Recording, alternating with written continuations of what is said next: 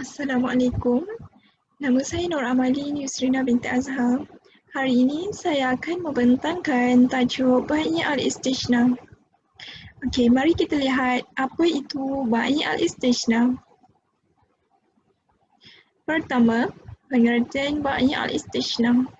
Dari segi bahasa, Ba'i al-Istishna ialah meminta sesuatu supaya dibuat dalam bentuk tempahan atau menempah sesuatu barangan. Dari segi istilah pula, Ba'i al-Istishna ialah meminta pembuat melakukan sesuatu iaitu menempah atas sesuatu barangan yang telah ditentukan pada tanggungannya iaitu kontrak membeli sesuatu barang yang ditempah olehnya kepada pembuat tempahan. Seterusnya, saya berpindah kepada hukum Ba'i al-Istishna menurut fuqaha. Hukum Ba'i al-Istishna menurut fuqaha terbahagi kepada dua. Pertama, golongan yang mengharuskan. Yang kedua, golongan yang tidak mengharuskan. Pertama, kita lihat kepada golongan yang mengharuskan. Dalam mazhab Hanafi mengatakan bahawa kontrak Ba'i al-Istishna diharuskan berdasarkan konsep al-istihsan. Konsep al-istihsan ialah dalil yang tidak disepakati oleh para ulama. Kontrak amalan ini menjadi konsep biasa yang dilakukan oleh manusia pada setiap masa tanpa sebarang bantahan.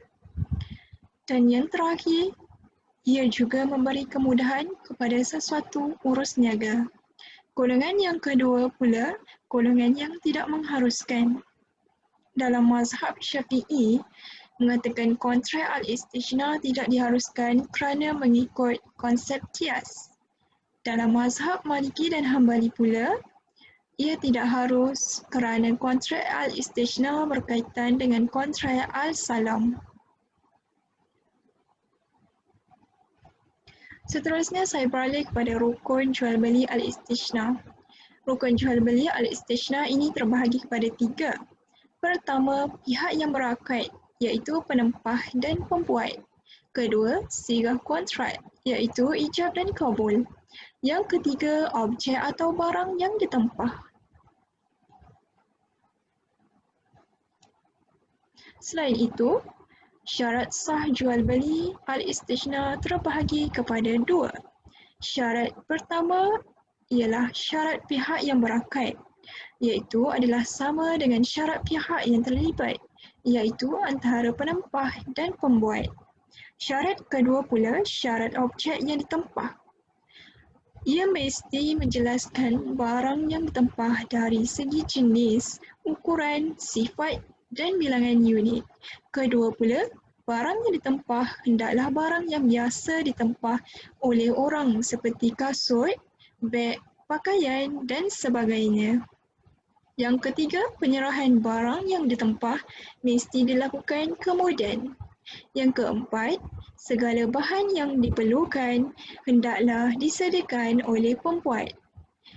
Yang kelima, tempat dan masa penyerahan mesti dinyatakan dengan jelas. Keenam, pemesan memiliki hak khiyar iaitu hak memilih untuk melanjutkan atau membatalkan akad jika terdapat cacat atau tidak sesuai dengan kesepakatan barang tersebut. Seterusnya, tidak boleh menukar barang kecuali dengan barang sejenis sesuai dengan kesepakatan. Dan yang terakhir, pembeli atau penempah tidak boleh menjual barang sebelum menerimanya.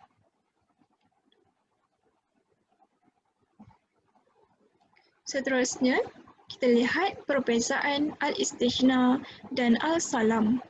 Pertama, al-Istishna. Perkara yang memerlukan perbuatan. Ia juga tempoh masa penyerahan mesti kurang daripada sebulan.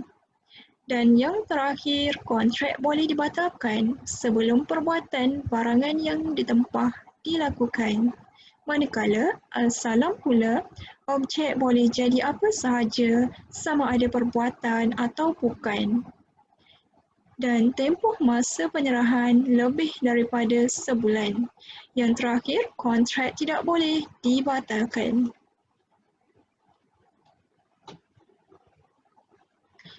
Dan yang terakhir, kita lihat aplikasi sistem al-istisna dalam perbankan. Contohnya, pihak bank akan menggunakan modal untuk membina kemudahan awam dan perumahan. Seterusnya, pihak bank akan menjual kepada pembeli selepas kemudahan awam dan perumahan itu telah pun siap. Manakala pembeli akan membuat tempahan terlebih dahulu kepada pihak yang akan membuat barang tempahan serta menyatakan syarat-syarat yang hendak dipatuhi dan menyatakan tempoh barang tersebut akan diserah. Penempah akan membuat bayaran apabila akad telah dimeterai antara pihak yang menempah dan membuat barangan. Itu sahaja daripada pembentangan saya hari ini. Sekian, terima kasih.